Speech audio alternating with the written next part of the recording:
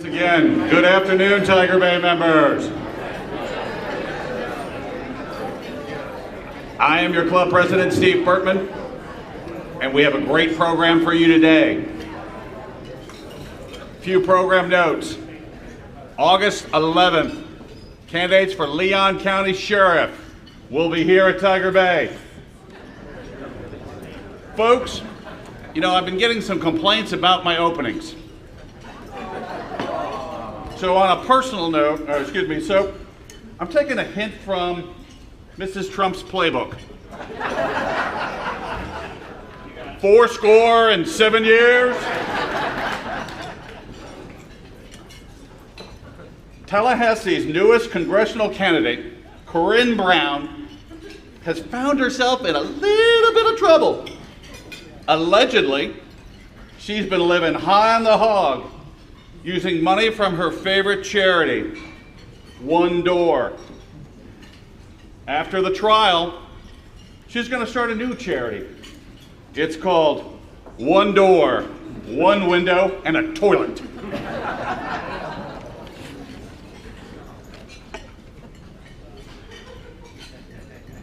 We're very, very lucky to have the esteemed Bureau Chief from the Miami Herald, Mary Ellen Klaas, is going to lead the debate and try to keep it civil and moving forward. I'm sure she'll accomplish at least one of them. Mary Ellen, would you like to start us off?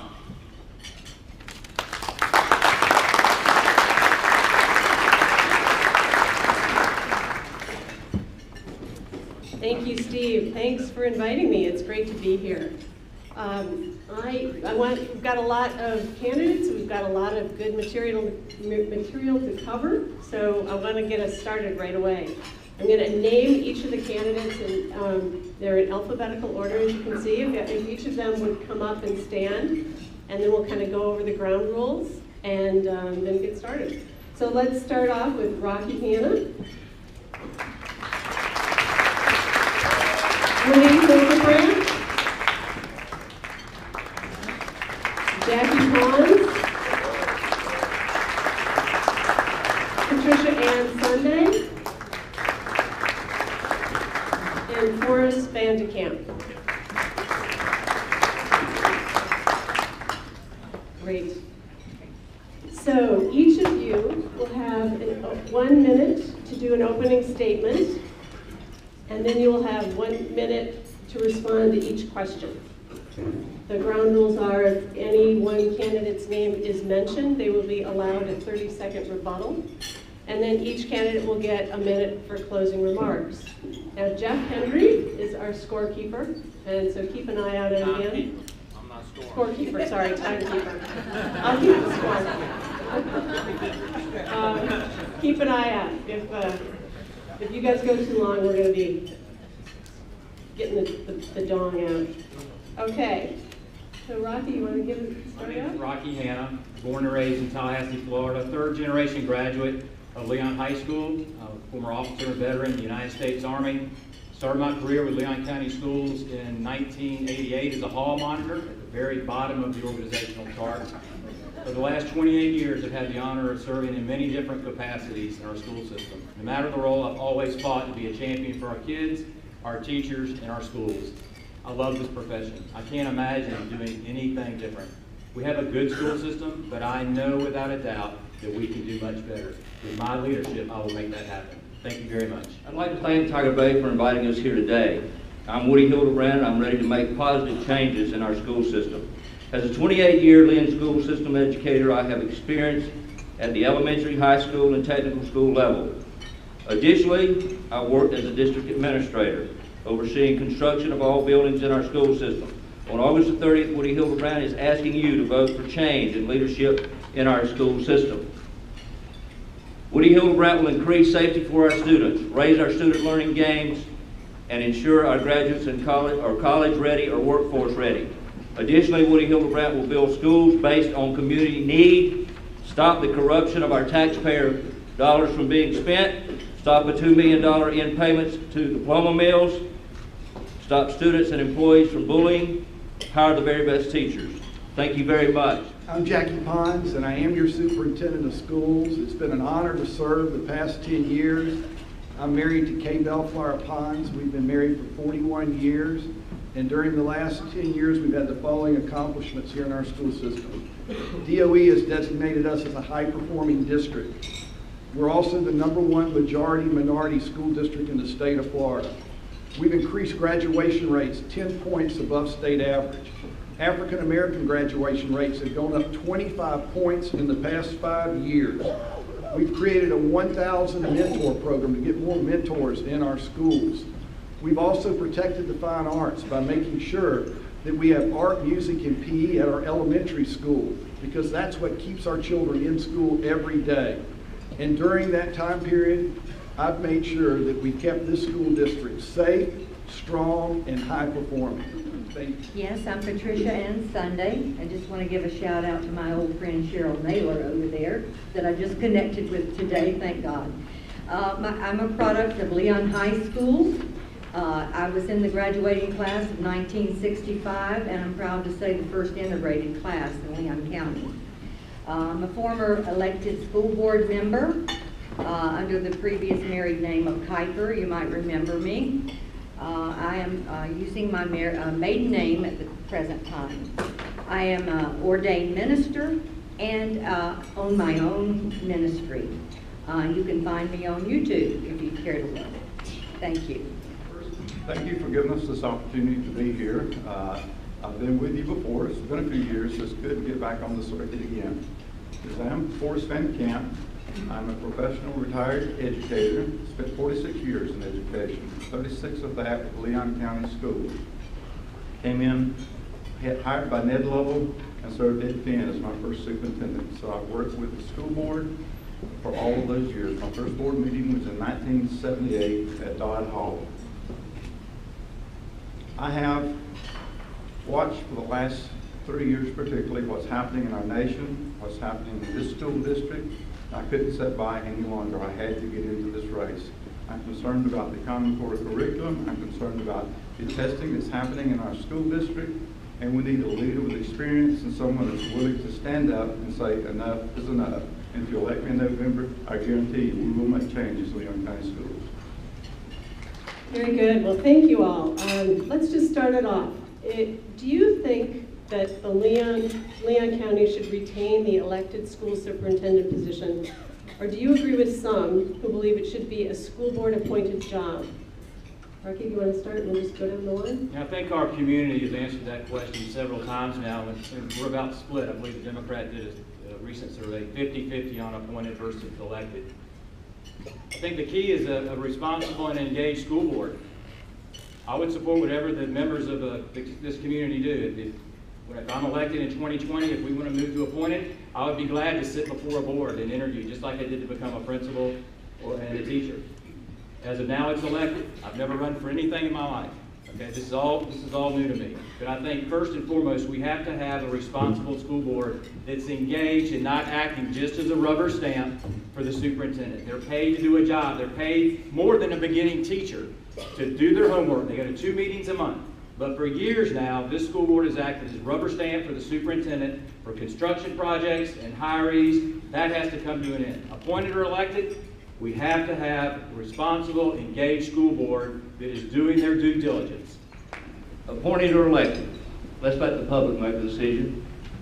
I think we've got some awful intelligent people in Leon County. But I would say right now that we need an appointed superintendent. I know in North Florida we like to vote for dog catching. But anyway, we cannot afford to have any more of this corruption, wrongdoing that's going on in our community. If we can elect a man or a woman that can do the job and do it honestly, then that's what we need to do. If we can't, let's go out all across this country and let's put a board to interview together and let's appoint a superintendent. I would have no problem, just as Rocky said, sitting before a board and interviewing for superintendent. All of us on this stage, I feel like, are very qualified, and you get some other people that would interview from within this county. I think we've got great principals, we've got great district administrators at the school level, and we can choose through the selection process a good superintendent or the election The process? record is supporting an elected superintendent, but I will be totally upfront and honest. There are examples all around the state where both have been very successful. And I think what you want to do is make sure in your community you have the best school system you can possibly have. Over the past 20 years, you had 10 years of Bill Mumford's leadership, which he provided educational leadership, did an unbelievable job. And the last 10 years, I've provided educational leadership. So the educational experience is very important. And right now, you have one of the best school systems in the state of Florida. Every recognition by DOE, it's a high-performing school district, which they rated it. It's been an A or B district the whole last 10 years and even before that. And you've got some of the best teachers in the nation right here. So I would just say it's not appointed or elected. It's just to continue down the path of positive educational leadership. Thank you. Yes, I believe we should have an elected superintendent, but elected nonpartisan, and that this person would be held accountable by the people of the county, just like we are now. And as you can see, we're going through a lot of confusion, a lot of disagreements among some of the people on, that are running for superintendent. But I can guarantee you, if you vote for me, you'll have an honest candidate, honest superintendent. Between now and January 1st, I support an elected superintendent. After that, certainly be open for discussion. As has been said, this has been before the voters, several times in Leon County Schools, and each time it's failed worse. In other words, there have been more and more people say no. Going to an elected superintendent, I do agree that I would love to see it nonpartisan, just like the Leon County School Board. But if you go to an appointed superintendent, you also need to take a look at the role of each school board member, because their role and their experience and what they must do has to also increase to be able to work with a appointed superintendent. The role will change a little bit. That's the way it is in other counties in the state of Florida. But certainly the public is the one that should decide this. Let's try something else. School level data shows that the performance gap remains in school districts. The schools that have the highest rates of minority students often fare worse on reading and math tests in 8 of Tallahassee's 13 Title I schools. Third graders, for example, are performing 20 points below the district average in 8 of those schools. So, can each of you give me the top 3 initiatives you would get behind to close the achievement gap between the federally funded schools that are serving low-income neighborhoods and the others in the school district? Give me 3. Let's kind of try to turn this into a little bit of a lightning round, okay? And Rocky, can you start? Yeah, I would embrace Mayor Dillon's program of 0 to 5. 95% of a child's brain is developed during those years 0 to 5. We have to get on the front end of the achievement gap. The gap starts when a kid enters kindergarten, and we spend the next 10 years trying to close that gap. Secondly, it's about resources, putting resources in our Title I schools. Right now, Title I resources are being misappropriated, just like many other resources in our district. That has to become a priority to lower those class sizes. And finally, we need to get our best and brightest teachers into those classes to work with those kids and try to engage the children and engage the parents. We talk about the over-testing of our kids. Locally, we made the decision to issue first graders A through F grades, and 80% of that grade is based on assessment. We've taken recess out of the equation with kids. The purpose of an education is to educate better citizens, not better test takers. Our kids are not simply data points.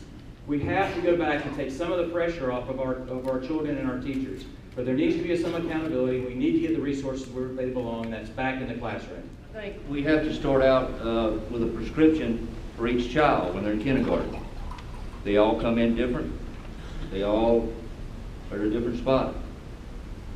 I remember when I was an elementary principal, they would come in, and the mother and a teacher would say to me, "Little Johnny, he's kindergarten. He's not doing well." I'd say, "Wait till Christmas," because little Johnny just wasn't wired yet. So we need a prescription for each child the day they enter school, and we need to work on that prescription every day. We need to have lower numbers in our classrooms so that teachers can give more individual attention to students. We need to hire more teacher aides. We need to do direct teaching every day with those students and work as hard as we can. It comes down to one thing. It comes down to minutes that we have with students. We've got to make every minute they're in that classroom, every minute they're on the playground count for us. Is comparing statewide data. Obviously, there's always room to improve regarding closing the achievement gap. But I remind you, in Leon County, we're the #1 majority-minority school district in the state. 14 out of 17 of our Title I schools either maintain the same or improve. We still have work to do. Woodville this year went all the way to an A in Title I. How we've done that is by continuing to make sure that we have the best leadership in these schools we could possibly have. I've hired every principal in this district, but probably 2. We've also created a new program with Mayor Gillum, 1,000 mentors. We're bringing mentors in every day to work with kids that need them the most. I challenge you to be a mentor in our school system. We have been in A most of the time. Don't be confused. We're making a lot of progress. But what we have to be is a superintendent for every child in the school district to help them to be successful. And we have been doing that the past 10 I years. think you can see that when I speak that I don't always have a lot to say because I agree so much with all of these gentlemen on so many points. Title I, definitely, we do need more money into those classrooms. We need equality on each side of the city, which we do not have. And I live on the south side. I want to propose some new changes for some of the schools out there, especially Bond Elementary. I would like to take Bond Elementary and do a test case and make them my guinea pigs. And I guarantee you that in 1 year, I could advance those children 2 years on testing level. Yeah, our Title I schools are some of the schools that are being referenced here. I know a lot about them because I'm very proud of my daughter-in-law, who is the principal of Parksville Elementary School. I know some of the things that she has went through working with children at her school. 3 things that need to occur that I've learned from her is to allow us at the school level to make the decision on some of our curriculum and prescriptive needs for each child. No 2 schools are alike, no 2 school communities are alike. And that's been one of the things that's helped her the most at Hartsville Elementary School. Second, I agree with some of the others. This is an area where your #1 priority should be funding for this because their needs there other than just the classroom. Too many kids come to school sad, mad, and bad. They need counselors, they need folks that will mentor and work with them. And the third thing, all of the schools, particularly these schools, is an area where the Leon County Commission, City Commission, and the school board should come together because it's not all what happens at the school day. Part of it is what's happening after the kids go home. Talk about financial accountability. I would like you to specifically address this point. Do you think that anything needs to be changed in terms of how we ensure accountability, in terms of our fiscal accountability relating to the district finances and district contracting? And specifically say what you would do to change that? Absolutely. We have to eliminate wasteful spending. When I was a principal at Leon High School, I was always saying, we need more money, we need more money, we need more money in education. I get out to the district office and I look around, I'm like, oh my God, there's a lot of money. It's just grossly mismanaged. And decision after decision is being made for political reasons instead of what's in the best interest of our kids. Here are the minutes from that meeting, from that budget meeting, where the director says she's never seen our budget in such a crisis. $500,000 came out of the textbook fund to pay because of decisions that were being made for gross mismanagement. We are top heavy. We are completely top heavy. Those resources need to go back down into the classroom where they belong. That would be the first thing I would do. We pay temp agencies to rehire high-paid administrators. That's wrong. We can't seem to do the things the right way. When someone retires, God bless them, it's time to go home. We are eliminating, I would eliminate those positions, put those down in the classroom. Us taking $500,000 away from our kids for instructional materials and supplies, it's a shame. It's a flat-out shame, and that would come to an end. Jackie Potts has our school system in deep trouble. FBI, U.S. Attorney, Federal Grand Jury, FDLE are investigating criminal activity at Leon County Schools. This is what they're looking at, construction projects. I was the guy that had to do the dirty work. 2 to 3 times is what's being paid per square foot to build a school in this county. It should cost $200 a square foot to build it, and we're paying $400, $500, and $600 a square foot.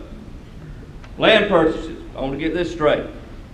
He said the other day at the Tallahassee Democrat, when he and I was there, that he didn't purchase 40, 50 acres out on Proctor Road. He did. And he put a 10-foot fence around it so that he and Paul Bird and Danny Albritton could have a little hunting club. They were the only 3 people in this county that had a key. Now, I don't know if he was going out there to kill bucks or to find does. I don't know. But whatever. Thank you. I did not hear what you would do differently. Say that again. I did not hear what you would do differently. Oh, we quit wasting money. We quit wasting taxpayer dollars to do things that's unnecessary. We needed 50 acres of land on Proctor Road like we needed a hole in the head. There's going to be no school built out there. It's just a total waste. Money's being pulled from various budgets to try to balance a budget that should never come out of it at all. But what you got to do is real simple. It's like your household budget.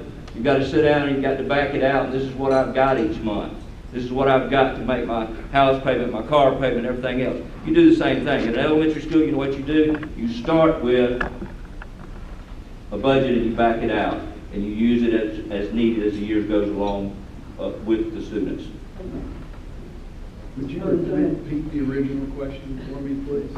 The question is, do you believe there is a need to do anything differently relating to accountability with district finances and contracting?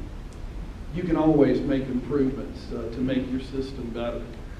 But I can tell you during the 10 years that I've been superintendent, we've kept this district in sound financial shape. You have a budget process that goes through an open hearing that individuals can come out to. I hope you get a little taste of what my last 3 years have been like, with all these wild allegations that I've had to deal with as superintendent. I got up every day and did this job.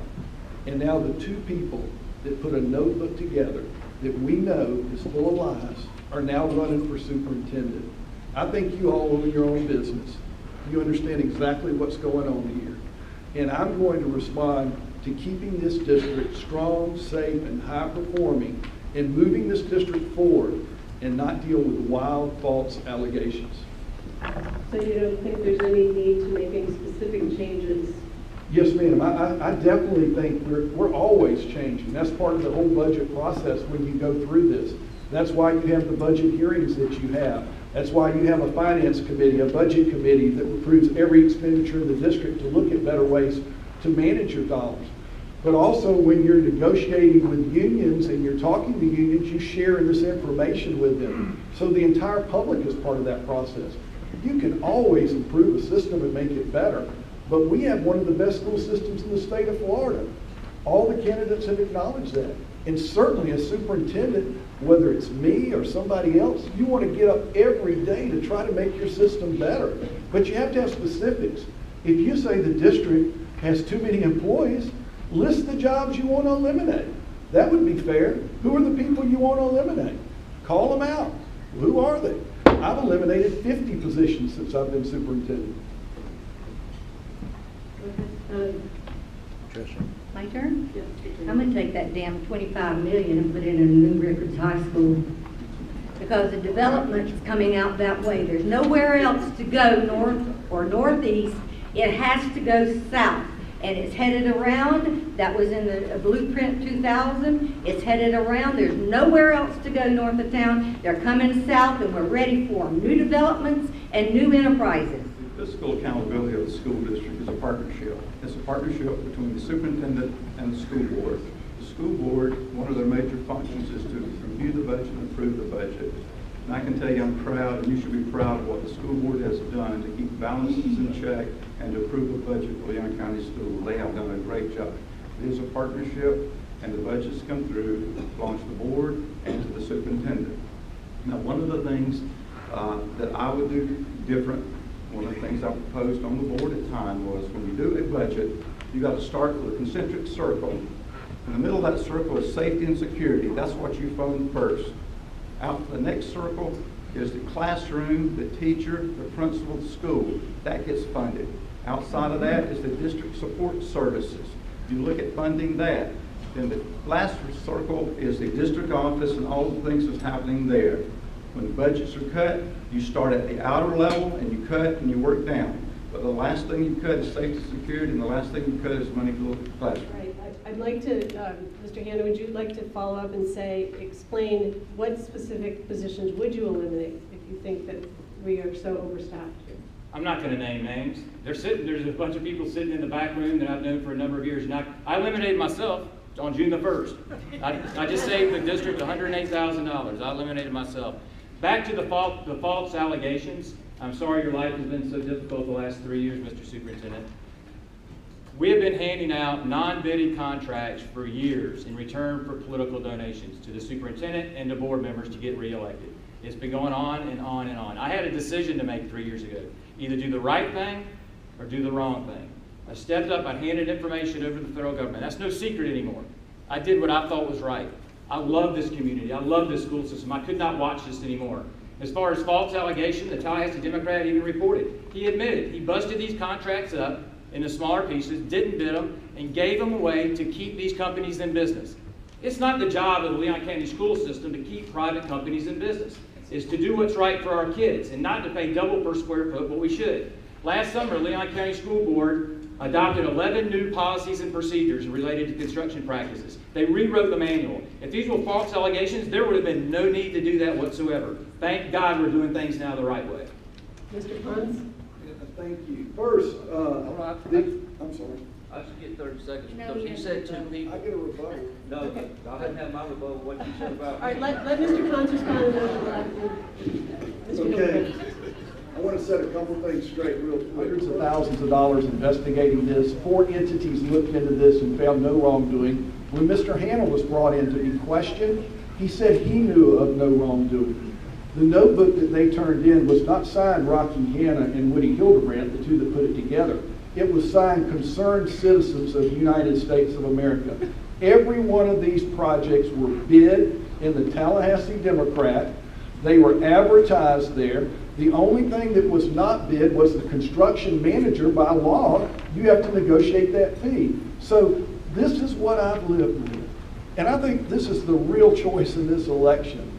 Can 2 people get together and create a notebook that says, I bought property to go out and hunt on? You heard that. That's in the notebook. That's another lie. They have not told the truth on this. They signed it, Concerned Citizens. They were all bid. I've never given a project on political donations. Anybody can say that. Who has told them that? They should name the source of who's telling them that. Because obviously in 3 years, nobody's interviewed me for any wrongdoing. If that was true, they would have been to see me, right? 3 years of this. Do you think they would be running for superintendent if they hadn't got together and put this notebook together in the late of night as concerned citizens of the United States of America? Thank you. I want to say is I have never compiled or never distributed a notebook. He's a bald-faced liar. Okay? Florida Auditor General's Office, there's dozens of allegations here of what's been done in construction and facilities. I'm tired of him saying that this notebook has just ruined his life. Poor, pitiful Jackie. Well, let me tell you something. Go to TDO, and I hope I see some of the news people here. Go to TDO. You can look at everything that was in that notebook. It's there. And you know what's in that notebook?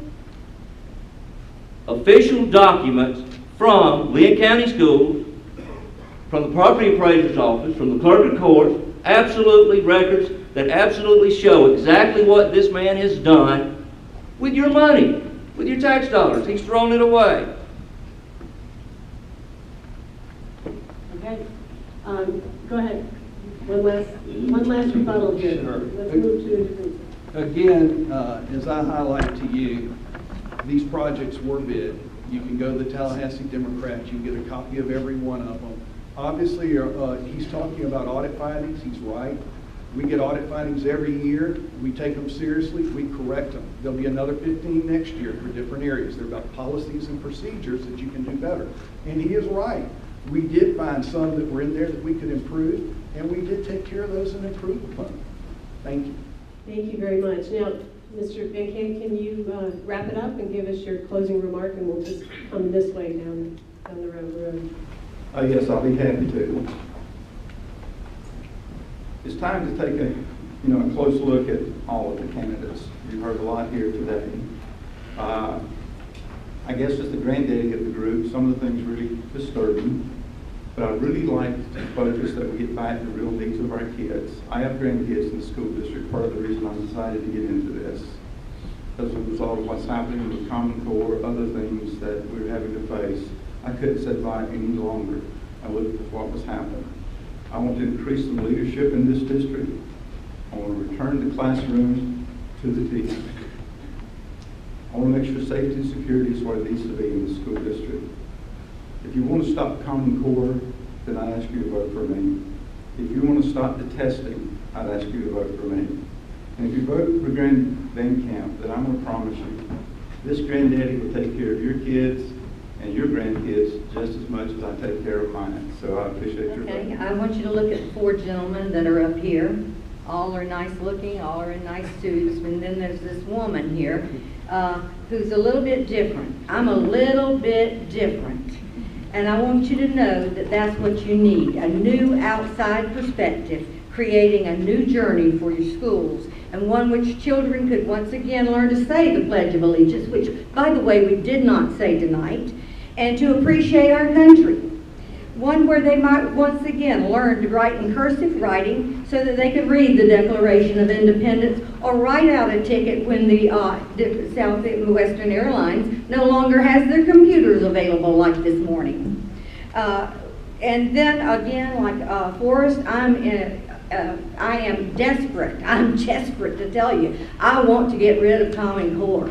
I want our children to learn to read, and by the 3rd grade, I want reading, writing, and arithmetic, just like it used to be old school. And say goodbye to No Child Left Behind, which is a bad word. Thank you for having us today, and I want to thank each and every one of you. You've elected me 3 terms to be your superintendent, and it's been an honor to serve. This is a $475 million budget that requires a lot of experience to run it. How do you feel when you drop your child off at school every day over the past 10 years? How do you feel about your teacher over the past 10 years, the teachers that you've had? I've been with these students since they've been in 1st grade, and now they're getting close to graduating. I look at our world today. There's too much hate. There's too much wild allegations. There's too much tearing people down. Look at our country. What we need to do is offer real solutions to make our system better, not attack people, not attack their children, not attack their family. It's not right. And I am so proud that I'm going back to the voters again, because whatever happens, I'm going out on my terms, having led one of the best school districts in the state of Florida. I want to talk to you about my Woody Will list. This is what Woody will do. Woody will make sure that our graduates, kids that are going to college are ready to go to college. We will not have diploma mills, $2 million spent by Superintendent Pons on a diploma mill, some outfit in Virginia. Job-ready graduates be of a robust technical education. I went to Lively 10 years ago. We had 500 students. Some years when I was there, we had almost 3,000 students. I rebuilt that school without a whole lot of help from the county administration. Safety, let's put more SROs and better protection for our students. We'll build schools based on community needs, not for votes. We're not building a school for votes. Stop wasting taxpayer money. Don't pay $300, $400, and $500 a square foot for buildings when you should only be paying $200. The $2 million diploma mills is ridiculous. He says he raised graduation rate. He didn't do anything but just pay $2 million out and get some kind of false diploma. Thank you so much. On June the 1st, I had to resign in order to run for superintendent of schools.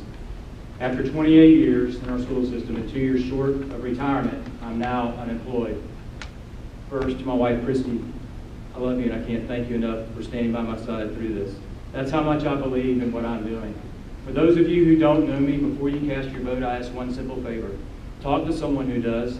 Talk to a teacher, a parent, or any of the thousands of kids I've worked with over the last 28 years. There you will find the truth about who Rocky Hanna really is. I hear it over and over and over again, whether I'm walking a predominantly white neighborhood in Benton Hills or whether I'm going to a church on the south side of Tallahassee. Quite simply, it's time for a change. I truly, truly believe that. And I can promise you this, I won't let you down, and more importantly, I will not let our children down. Thank you so very much for having me. Thank you, Tiger Bay.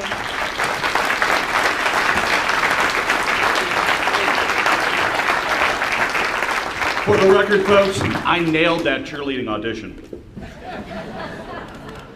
Remember, we have a meeting coming up in August, and we have the straw ballot. Only one vote per person. One vote per person. Thank you very much. You're dismissed. Appreciate you coming out.